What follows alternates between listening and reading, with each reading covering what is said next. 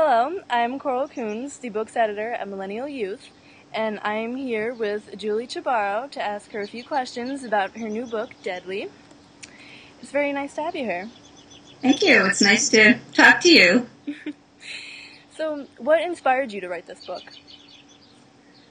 I always heard the story about Typhoid Mary, that she was some kind of murderess and she killed thousands of people with her germs. And then I was doing research for another book, and I came across the real story of Typhoid Mary, and it totally surprised me.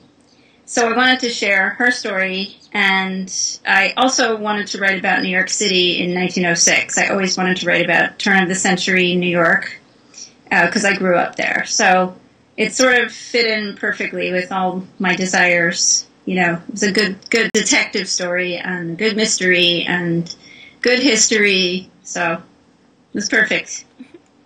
Do you have any interest in the sciences yourself?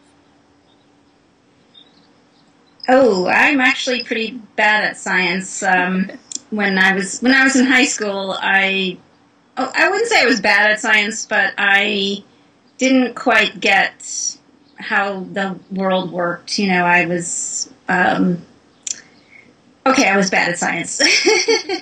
And then when I got a little bit older and I kind of got to read by myself about science and how the world works and how things are put together, I became more interested. I think if I didn't have the tests and the pressure of learning, it suddenly opened up a whole other world. So now I'm really good at science, and I'm trying to share that with other people, that it's actually a really interesting subject. Was that the reason behind you becoming a writer? Yeah, there were a few reasons. I like to read a lot, and so I wanted to do something where I could read and kind of have the excuse to read, and also, which is kind of like a leisurely thing, and yet get paid for it. So it was kind of a perfect job for me. It takes a while to get started, of course, but it's pretty perfect for someone who likes to just sit around and think, you know. How would you describe the overall process of writing your book? Of writing Deadly? Yes. Well, it started out as a boy character, and it was combined with another story that takes place in New York City in the turn of the 20th century. And those two elements weren't really working. So my editor asked me to change it to a girl and to make it just the story of the hunt for Typhoid Mary. So there were a lot of rewrites. And that took a while, but it was always, I love to keep reading and learning along the way. So it was always a great experience. Were the characters you wrote about based on anybody you know? Well, Typhoid Mary is a real person. Mary Malone is her real name, right? And Dr. Soper, Mr. Soper is real, and Dr. Baker, Josephine Baker. But Prudence Galuski, the main character, I used my grandma, because she had trouble assimilating. She was kind of old world, from her mother, kind of old world Jewish, but struggling. She really wanted to be American. You know, she wanted to be a New Yorker. So I borrowed that struggle to be American from her. You know, Prudence's mother in the book is like, nope, we're American, we're not Jewish. You know, but Prudence kind of longs for that connection to something spiritual. So I borrowed that from my grandma. Do you have a favorite? Her name Oh, really? is also my grandma's name, Galuski. So.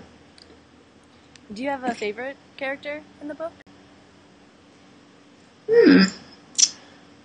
I think I really love Prudence. I think she's very sensitive for, usually you think science and scientists have to be very logical and rational, and I think she's very questioning and vulnerable, and I just like that about her. I wanted to keep her vulnerable and not, a definite tough. I mean, she's a strong girl, but she's also has that questioning side. So I love her. So what would you say is the overall theme of the book, and how did you try to convey it to the readers? I think the overall theme for me, the thing I really want to get across is that girls can be smart, and it's really okay. Because I feel like we're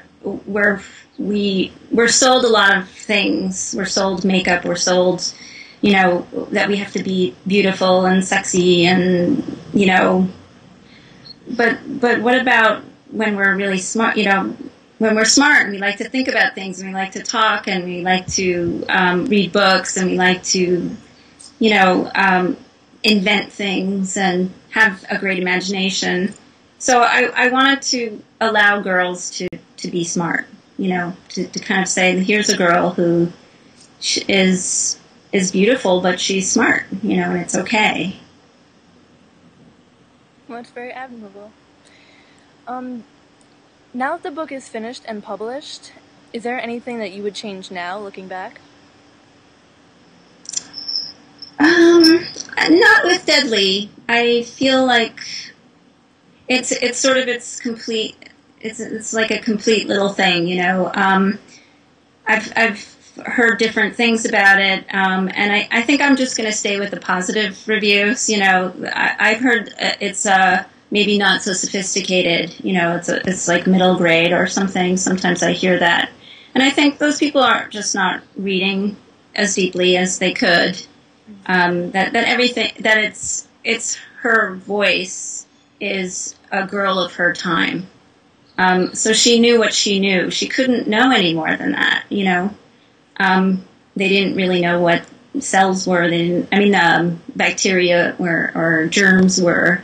So I had to stay faithful to that. So I think it's a great little package, and I don't think I would change anything. Would you ever consider writing a sequel to Deadly? A lot of people have asked me that. I love where she's going, and I am very curious about how medical school goes for her, and maybe other kind of detective medical mysteries she might get into. So I'm thinking about it. I'm considering it. Yeah. I think if enough people ask me, I would do it. So is there anything else you'd like to say about Deadly, or the overall writing process? Well, let's see. I think that Deadly is a good book for opening discussions to a lot of things, like not just history. It's not just a historical book, but it's also about women's struggles, and about mother-daughter relationships, and about loneliness. Her friend goes away. So I don't know. I think that's about all I want to say. And the writing process, I mean, for anyone who wants to be a writer, it's a hard job, because you do stay alone a lot, and you don't always know what other people think until the book comes out, and then suddenly you find out. So you have to be very strong within yourself about what you think, and your opinion of your own work and your own self. But it's worth it when something does come out and someone says, that really made a difference in my life.